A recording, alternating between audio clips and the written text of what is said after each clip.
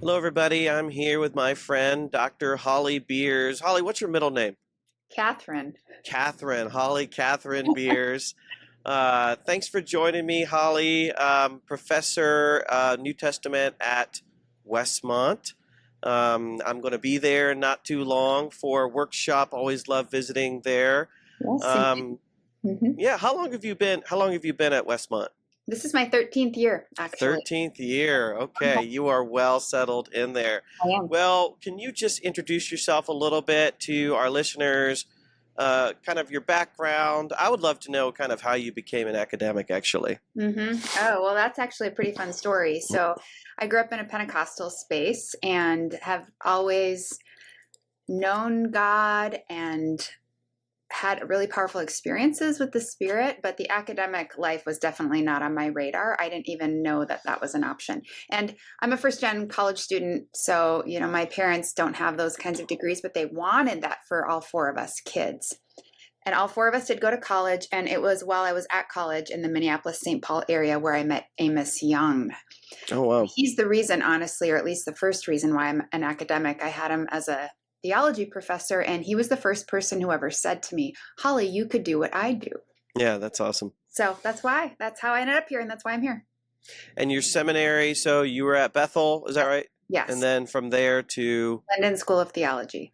Okay, and you studied with Max Turner, is that right? Max, he was my secondary person. Okay. He ended up getting sick partway through, which you may know. But my primary supervisor was a guy named Torsten Moritz, who still supervises for them sometimes. Yeah. Yeah, absolutely. Does that mean you lived in London for 2-3 years? Not permanently. I went back and forth. My primary advisor was in the States, actually, so I didn't have to live there full time. Okay, and I know that you focused on Luke Acts. Tell us a little bit about your dissertation, how you landed on that. Well, the first college class I ever taught when I was still in seminary was on the book of Acts at this Pentecostal school called North Central University. And I'd always liked Acts, but I fell in love with Acts then in a totally new way. And in Acts 13, when Paul and Barnabas claim that text from Isaiah for themselves from the servant vocation, that really intrigued me because the commentaries, I checked a bunch of them and they didn't have much to say about what was going on there. So that ended up becoming my dissertation, where I investigated how Second Temple Jews were understanding Isaiah, how they were connecting themselves to it, and then how Luke does that in the Gospel of Luke and the book of Acts for both Jesus and his followers. So that was my first love, and I still definitely enjoy working in that area, though I have branched out since then. Well, how would you encourage, you kind of mentioned being sort of not your typical student on a track to do a PhD. I'm similar, where it wasn't really in my mind till the later part of seminary. But what advice would you give to women in seminary or maybe in the later stages of college who who are apprehensive about stepping into, what has been and perhaps still is kind of a man's world? Yes. And women who aren't always affirmed, aren't always kind of the first person chosen to be a TA or the first person chosen to win an award. What kind of advice, wisdom from your own experience would you offer? If you can, find one person in that academic space who could support you and process with you. And ideally, that person would be older and could be a mentor, though peers can do some of that too, I would say. Sure. But for me, that was Janine Brown in seminary. Yeah. She was the person who had the job in life I wanted for myself. And I hadn't experienced that before. And she would give me time. She would answer my questions and admit some of the realities to me. One time she said to me, Holly, I just finished writing a book chapter, and it is not the best book chapter I could ever have written in my life. But for this current season with, young kids at home, this is the best book chapter it can be right now. And that made such an impact on me as I thought about the ways I wanted to balance my own life. Yeah, mentorship is crucial. It's great advice. Okay, well, we're here especially to talk about a new commentary series, which sounds like launched in 2024. But now there are 3 volumes out. For those who don't know, this is called The Word and Spirit Commentary on the New Testament. And the series editors are Holly Beers and Craig Keener. So this is pretty exciting for me. I love commentary series. Baker does a good job. How did you get involved with this? Did you hunt down Craig, or did he get you? How did this happen? You know, it honestly, it started when I was chatting with Brian Dyer at Baker Academic.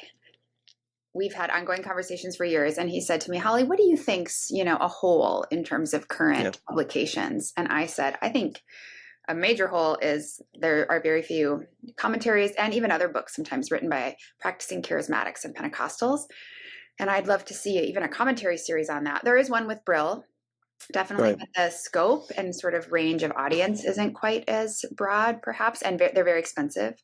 Yeah. So that began the whole process where Brian said, "Oh, I can see that, and it's not my own tradition, but how could you imagine that working?" And all of that. So then, actually, I didn't even recruit Craig directly or technically. I knew Craig. I knew, Yeah.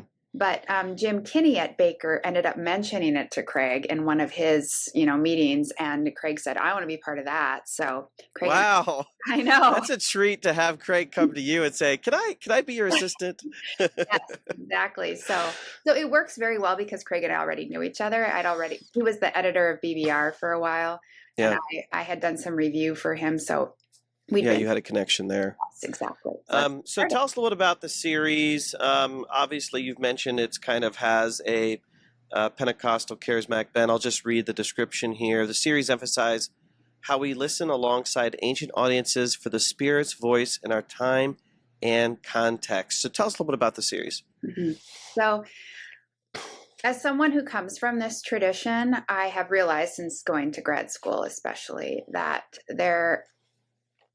either Pentecostals often don't feel like there are resources available to them, or maybe those resources aren't accessible enough, or maybe they know resources are out there, but they don't always trust the resources because the voices come from outside the tradition. And a lot of Pentecostals and charismatics have felt like they're sometimes not taken seriously by other parts of the church. Right. And honestly, that the response hasn't always been really positive to that. So then sometimes Pentecostals and charismatics have sort of repeated that kind of posture. They've sort of modeled it back towards the people who are treating them that way. So then these two groups treat each other sometimes like they're missing something important, But I noticed that as a big potential for development. We could do something in that space. Mm-hmm. So Craig and I talked, and Brian was part of this conversation too, and we wanted to recruit authors from across the pretty wide and diverse spectrum of Pentecostal and charismatic Christianity who can write for people in their traditions. So write as insiders, so that if critiques get offered, it's an insider critique, which feels really different than an outsider critique. Mm-hmm. And would also be able to communicate for a broader audience beyond that, people who are just interested in thinking more about the Holy Spirit and how that might shape the way they understand New Testament texts. So that was our goal, is to have it be written by and for people who are Pentecostal or charismatic, or at least for people who are interested in that kind of space. Yeah, I love it. And I love the, Baker has a Catholic series that's really popular. So it seems like this was kind of out of that playbook. Okay, we know how to gear it towards a particular perspective or audience. How did you actually? So I've had the challenge of this with the Bible and God's World commentary series, where a new thing where you have to tell the writers, okay, we want everybody doing this. So what kind of instructions did you give to writers so that there was some uniformity? Because as far as I could tell, there's not like a section called the Holy Spirit works or something. Like it's woven into the kind of DNA of the commentary versus being a one-off section. I like that it's woven in, but it's harder to get people to cooperate in those circumstances. So what sort of guidance did you give writers so that it wasn't just a Pentecostal writing a commentary or charismatic, but it's a Pentecostal or charismatic writing with this word and spirit mentality? How did you envision guiding that? Craig and I really think that most of the Pentecostal and charismatic scholars we know also preach. Like, that's been our experience. So we told our authors to write the commentary the way they would preach it for their communities. I saw that, And because often Pentecostal and charismatic spaces don't make a firm distinction between kind of original context and our context today. People move back and forth between those worlds, or even just assume that those worlds are integrated. We wanted our authors to attempt to maintain that. So how can we see ourselves as living in some ways within the same world as the people of the New Testament? Not culturally, of course, but eschatologically, definitely. So we encouraged our authors to do that, and that's helped quite a bit. Though, of course, the authors each have their own distinctive style and voice, and so some of us handle that a bit differently than others. I, for example, in my commentary, share a lot of personal sort of, I would call it testimony or experience with the text. I self-disclose quite a bit, and some of the other authors don't do that quite as much. So we wanted to give people the space to be themselves, but also we wanted the series to feel that kind of coherence, I would say. That's the main advice we've given our authors. Yeah, that came out. They're very readable. I've been reading them, kind of as my bedtime reading, and they're easy to read. Yeah, I know, bedtime reading. I'm a commentary nerd. Tell me about your experience as an editor. Editing is especially those of us that are kind of mid-career. This is new to us. I've been editing a series called the new Word Biblical Themes. So I've been editing some big names like David Garland and Craig Blomberg. Yes. And it's kind of intimidating because I'm like, I should be tying your sandals. You should, Yes. Was that fun? Was it scary? What did you learn? Like, what's the experience like of being, we're about the same age. So being a, mid-career editor working with some big names. I mean, you got Ben Witherington here. I'm sure you're working with some other, top scholars. Yes. Is it fun? Yes. Is it intimidating? Yes. Yeah. So honestly, I'm handling a lot of the logistical kinds of editorial tasks. And what I do is I often write something up and then run it by Brian and or Craig. Sure. So because I don't want to be seen as inappropriate or disrespectful. Definitely not. It's not what I'm trying to do. Right. And I often ask, I've been critiqued sometimes in ways that I think are unfair. So I definitely don't want to do that to somebody else, or, I want to suggest in positive ways. So I feel like I've learned a lot. Yeah. I mean, this is a new experience for me, and it has been really formative in mostly good ways. I've also learned that it's not really my favorite thing to do. I'm probably good at it, or good enough. I'm really organized, and some of those pieces fall into place, but it's not my favorite academic task I've ever done. Definitely. Yeah, I had the honor, but also sort of the scary experience of editing a festschrift like a couple years out of my PhD. Okay. It was a festschrift for Bill Telford and Stephen Barton. So we had huge names. Jimmy Dunn wrote for that.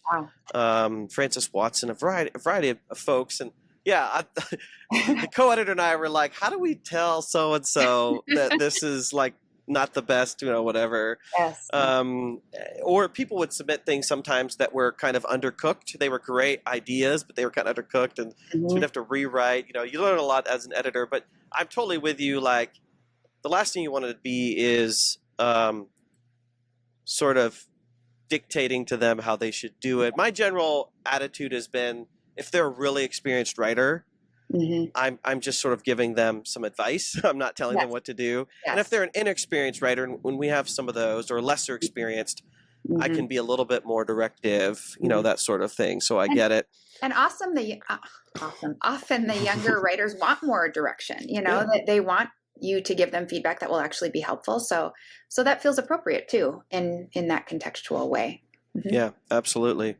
I assume you chose to write on Colossians and Philemon. This was actually one of the things that piqued my interest, because I'm doing some work on Philemon right now, and I've done some work in the past on Colossians.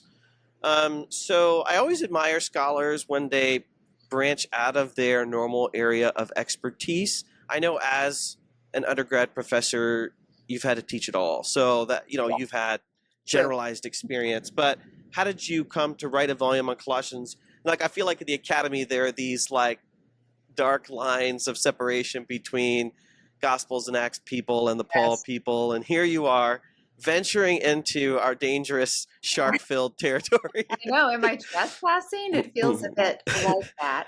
Honestly, it started several years ago where I was part of our Westmont Downtown program, and I was the kind of campus chaplain.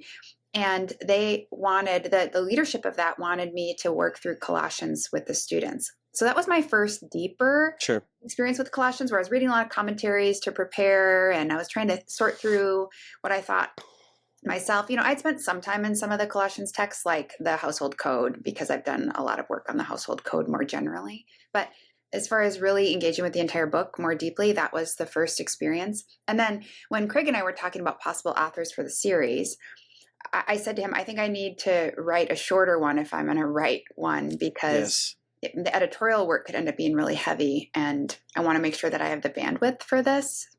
So that obviously eliminates the Gospels and Acts and books like Revelation, which that's not my specialty anyway. Right. So then I was kind of down to one of maybe the shorter Pauline letters, or a couple of them, or maybe one of the Catholic epistles. So it ended up working out, because I told Craig, I said, I've been working in this book already for a while, and I have some ideas here and things I think I could do with it. And Craig was happy to affirm that. So that's how it worked out.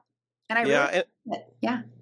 And it's helpful to get like a few volumes out right away. We did this with the newer biblical themes, so that authors have a blueprint a little bit so doing something short. Like your volume is about 150 pages. Mm-hmm. Yes. And then Ben Witherington did 2 Corinthians, and that's about the same, 150 pages. And then Sam Storms, who is a pastor or former senior pastor at Bridgeway Church, he did a Romans volume in under 700 pages, 220 some pages, which is nice. Yeah, that is an accomplishment. For your volume on Colossians and Philemon, what was the most challenging thing to write on? I know you talked a little bit about the household codes just now. I did read that section, which I found really helpful. What I sense from you is that, like, given what you've already said also about the style, I feel like you wrote it almost as a teaching commentary, like you're teaching through the text versus just sort of a bunch of academic notes, which I feel like sometimes happens with like an Anchor Bible or Word Biblical. Teaching through the text. So what was the most challenging part of researching for that particular volume that you did? Honestly, probably something connected to the household code or just Philemon, because of the slavery piece there. My question again and again was, how do I invite people into thinking about this more deeply if they've never thought about it? How do I engage people who have thought about this and are even concerned about some of what's going on here? Of course. How do I engage them? The commentaries are written from, by authors who have what I would call a high view of Scripture. So the kind of trust in Scripture generally, and in Paul and the Pauline letters. So how do I keep that as the posture without ignoring some of the pieces that we especially today in our time and context, we have to address and have to face head on.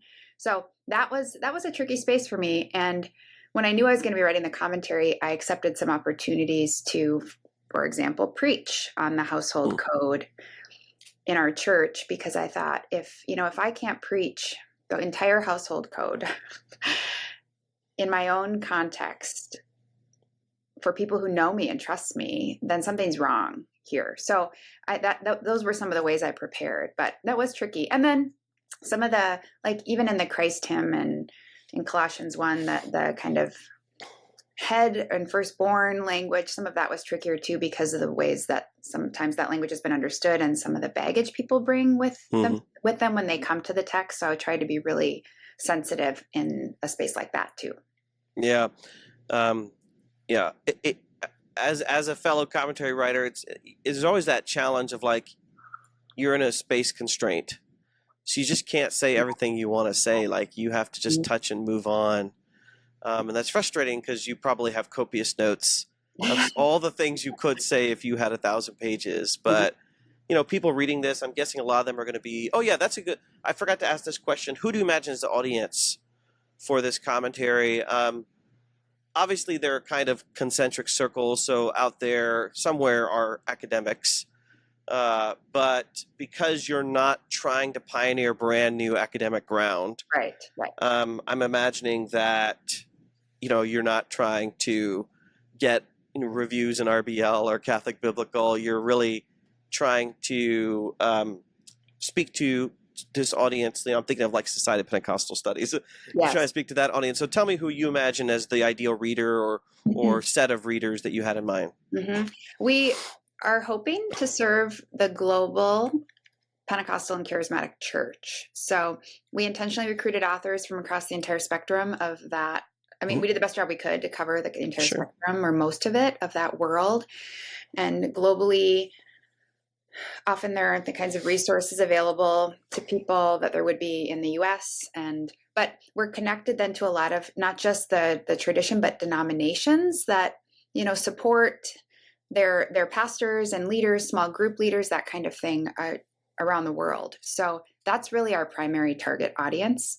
We wanted these commentaries to be readable by, a local pastor who might not have any formal theological training, but is tasked with leading this Pentecostal church. And because the commentaries are written by insider voices, we're hoping that there will be already some trust and willingness to engage from a variety of readers.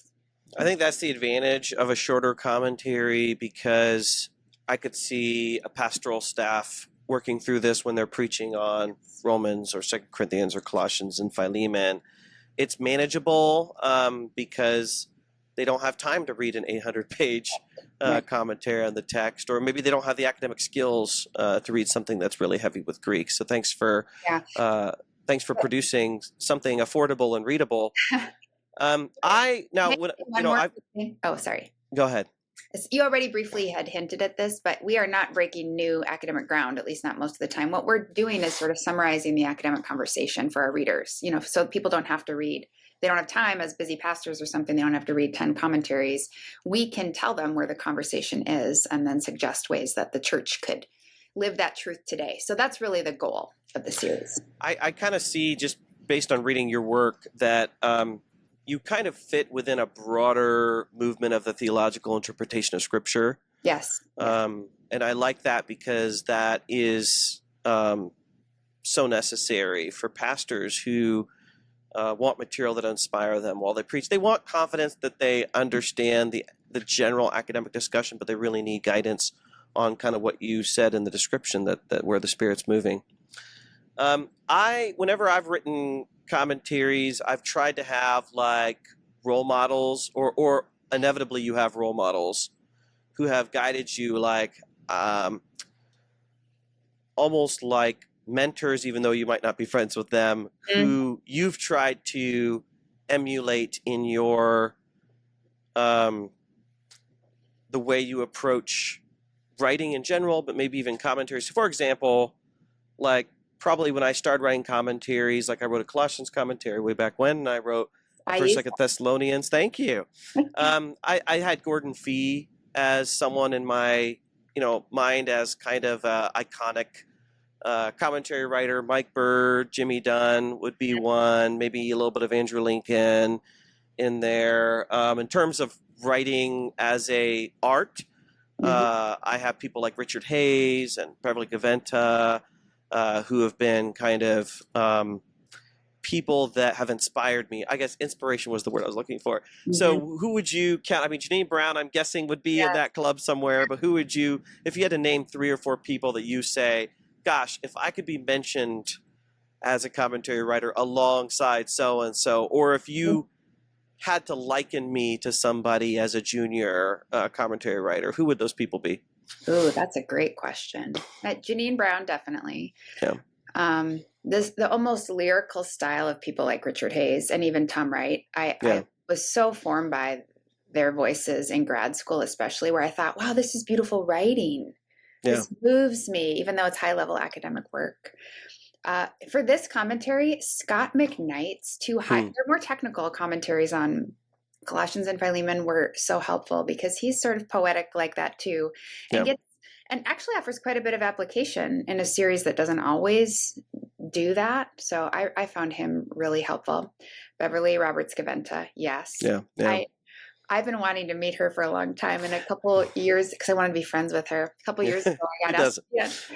Yeah. to be on a panel with her at SBL. And I said yes, just because it was her. Because she came up, as a female scholar at a time when there definitely weren't very many. There were even fewer than there are now. And she's been a sort of distant role model for me too. I like her honesty when she talks about the text. So Yes. Yeah. One of my favorite things is hearing her read a paper out loud. Most time at these boring conferences, people are reading papers and it's excruciating because they're written like oven instructions or something. Yes. And there are a few people who, and Richard's one of them, but when they read papers, it's so eloquent. Like, I don't know if you've ever heard Alexandra Brown, but she's like this, where it's just extremely eloquent.